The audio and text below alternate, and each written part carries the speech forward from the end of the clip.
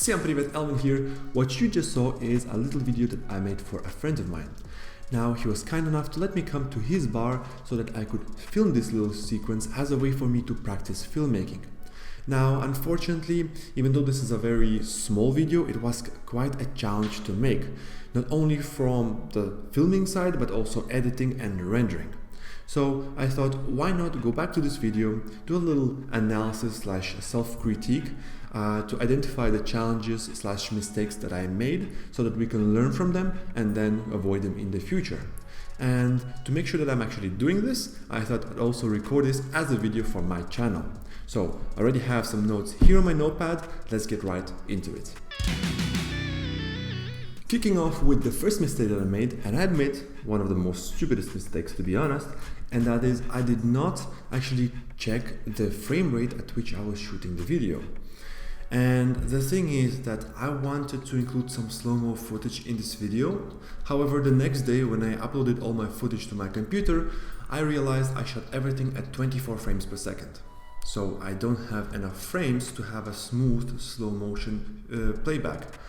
And well, that was quite disappointing because then all my editing ideas were basically thrown away out of the window and I had to completely think of a new way to edit this sequence.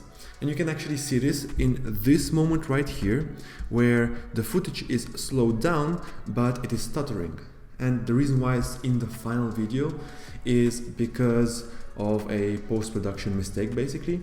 So after I slowed it down, I forgot to reverse it back to the normal speed and I only realized this in the final render.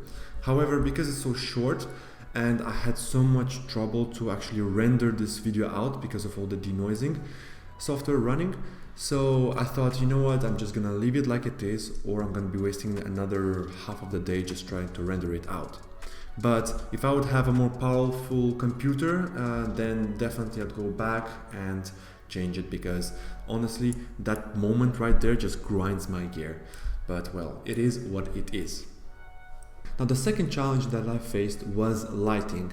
Now I don't own lights yet, I mean the normal thing for beginners to be honest, but also this was a last minute thing, so I didn't have the time to find a place where I could rent lights. So I was solely relying on daylight, and in this bar basically it's surrounded by windows from like the floor to the ceiling, so it was nice, we had a lot of light coming in, but I was filming at around 4 p.m.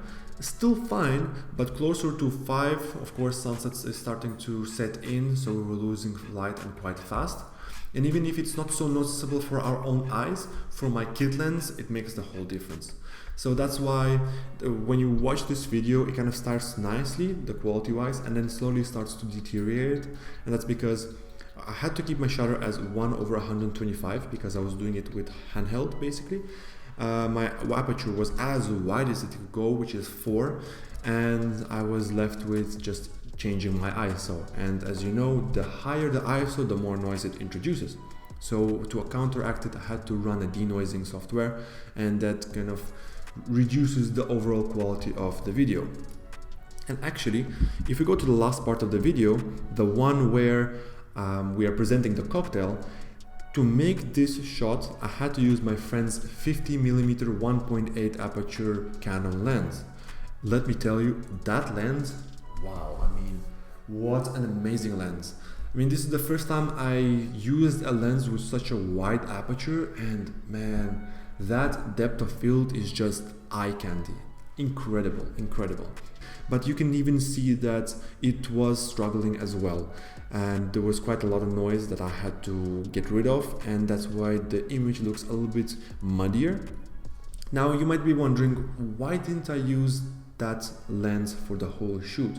Well, the simple answer is I'm not used to shooting video with a focal length of 50mm. I mean, it's quite a big zoom, and to make this sequence right here, I had to actually be around like 1.5 or 2 meters away from the bar stand. It was quite challenging because you're so far away, and I also noticed that the more zoom there is, or the higher the focal length is, the more the camera is sensitive, or I think the lens is sensitive to movement. So I was trying to do a in-camera zoom by basically leaning and making a step forward, and I was just kind of tensing up my body to keep the camera as steady as possible, and it was still giving me this shaking that even the stabilizer was not able to fix.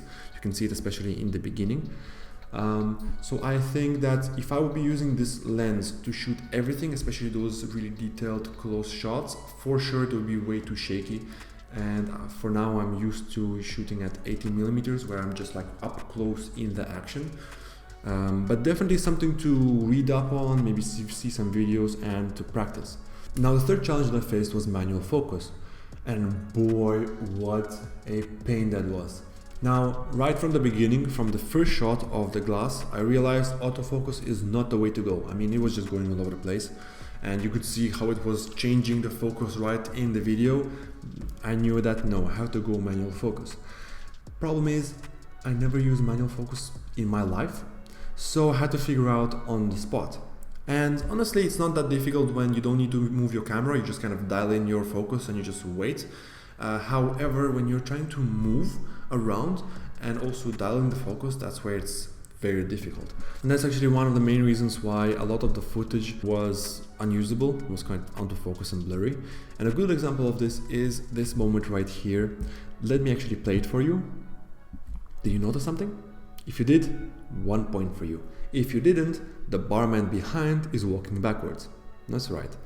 Basically, what happened here was my original idea was to zoom out from a macro shot of the strawberry. And I was basically doing it all the time while also dialing the focus. It was not working, takes and takes and takes, until finally I thought I did it. I checked my LCD screen, everything seems to be fine, but then the next day I uploaded it on my computer, I started looking at it, and I realized that it was going so well in the beginning. Everything was in focus as I zoom out, and then for like 1 or 2 frames it went out of focus before jumping back to focus. It was so annoying and I just could not use the video. So I had to find a way to kind of work around it. And the one that you see in this video is the only frame that I liked. It looks kind of stupid, but when you reverse it, so it kind of zooms in to the focus of your subject, it actually looks quite cool. And I think I prefer it even more than my original idea. But then again, you have the person walking in the background, which is not perfect. But luckily you have this nice contrast in the strawberries, so you're always focusing on it, so you don't really notice what's going on in the background, at least because it's a short video. Now the fifth challenge that I faced was a more technical standpoint, that is that my ideas were way ahead of my physical abilities. So for instance, I had this idea of a transition where I wanted the barman to throw up the strawberry in the air. I would catch it when it basically stops in midair and then starts falling. And I would basically continue this movement with my camera and then transition into this point in the video where the strawberry falls into the glass. So it feels like it just fell from the sky. However, it was just impossible to make. I mean, we were just throwing it around. We even put like a string around the strawberry and I just couldn't do it. It was not possible. I'm not sure even if it's possible. I need to definitely research on that. I think I saw it somewhere, but there were robots doing it. So maybe it's not even possible without like cool, crazy robot gear.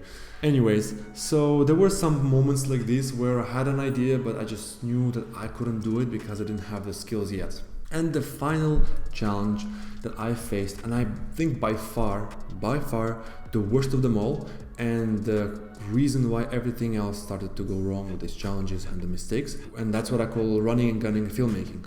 Basically, shooting without a plan. Now all I did was went to YouTube, saw like 2 or 3 videos of like cocktail b-roll, and I was like, yeah, okay, I got an idea, let's do this.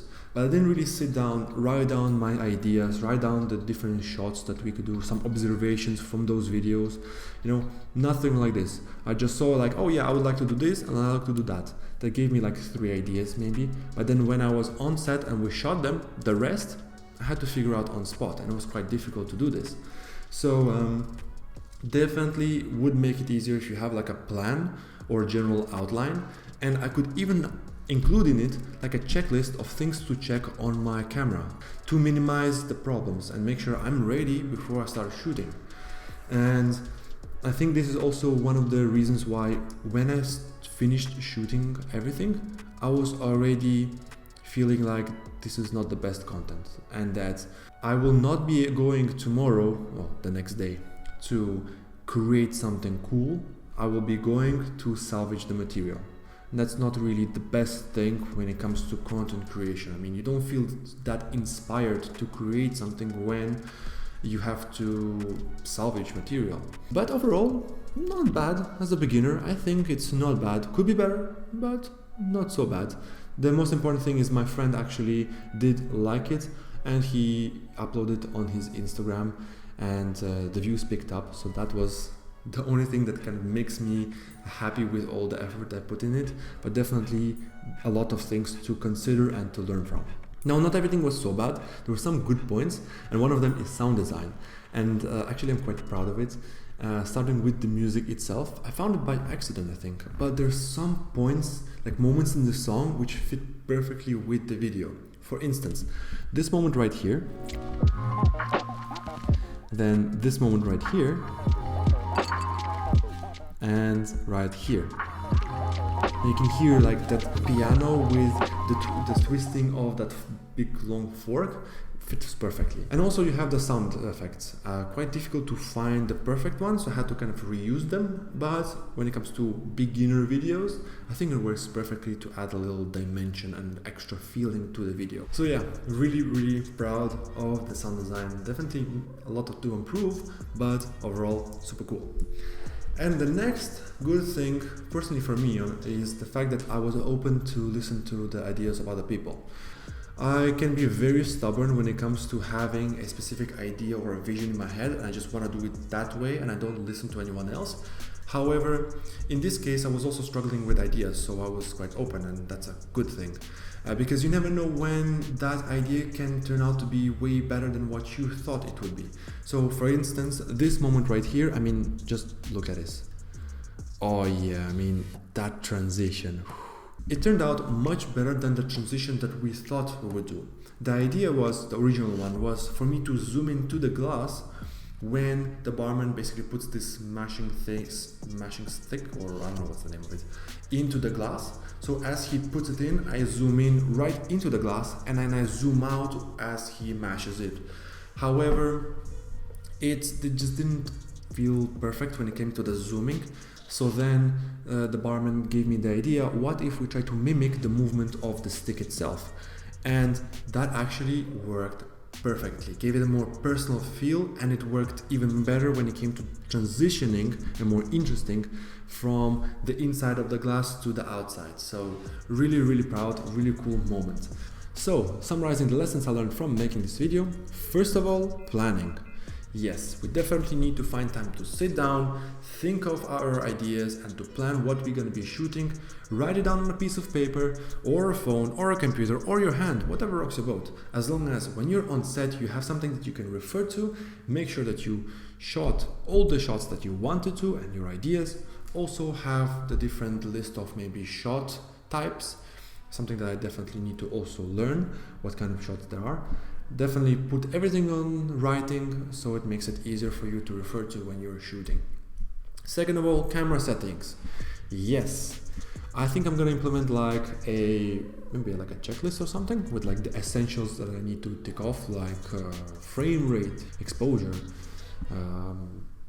white balance, whatever. I need to research. But basically having a checklist that you can just quickly tick off before starting shooting to make sure that all your footage is good, for sure is important. And then we have lighting, super important. Definitely need to either buy them already made or build them myself, whatever is more like budget friendly for now. Definitely need to learn how to use them properly and as soon as possible, because it will not only improve your quality of your videos, because I will no longer need to denoise my footage so much. And let me tell you, when you have a noisy footage, basically you have noisy footage, you add like text effects on it, and then you like color it all, then you add the denoising effects of DaVinci Resolve, which are amazing by the way, and then you go to render, and your whole render goes from like 30 minutes to an hour to like 4 or 5 hours, and you ask yourself, so what am I supposed to do now? Because you cannot use your computer because the Resolve is just hammering your CPU and GPU because of all this denoising. And I'm like, okay, cool, I'm gonna go work out or I'm gonna go sleep. I do that, I come back 4 hours later, and I realized that the render just kind of crashed halfway through it. Yeah, happened to me like 1,000 times, especially when you have like deadlines, YouTube. So yeah, definitely lights, super important priority. Oh, and I don't need to depend myself on like daylight. Like even now I'm sitting here in the living room and I have a lot of light coming in from the balcony, whereas in the other rooms, even in my own room, it's kind of dark there. So definitely lights will help to give like more flexibility. Then we have stabilization, especially for shots that do not require movement. Like even now when I'm filming myself, having your camera on a tripod or using a stabilizer would be a very nice thing to do when you're filming. If you don't have it, like in my case, then maybe use some kind of camera tricks. Like for example, I heard one about the camera strap where you can attach it to your camera, put it on your neck, and then you can extend your hands. And then when you move your body with the camera, it becomes more stable. I did have the camera strap with me and I didn't use it. So add it to the list of mistakes that I made. But yeah, for sure, I need to keep that in mind when I'm filming, or at least as simple as just putting it on a table or something. And finally, we have manual focus. And oh boy, yeah, I think this is going to be one of the first things I'm going to be researching and learning, because I don't want to go through the pain I went when I was making this video. I mean, Jesus. When you come back home and you realize most of your footage just sucks, yeah, it's not pretty, not really motivating. So I'll need to find maybe some exercise or come up with something of my own to learn how to nail manual focus all the time. I think it'll take some time. It's quite a steep learning curve, I think, but we'll see. I'll definitely let you know, guys, what I'm going to be doing about that. And that's basically it. Thank you for watching. I know this video was quite long with me just ranting around, but I think that this is important. It is important in whatever we do in our life to take a moment to kind of step back, look at the good things, the bad things.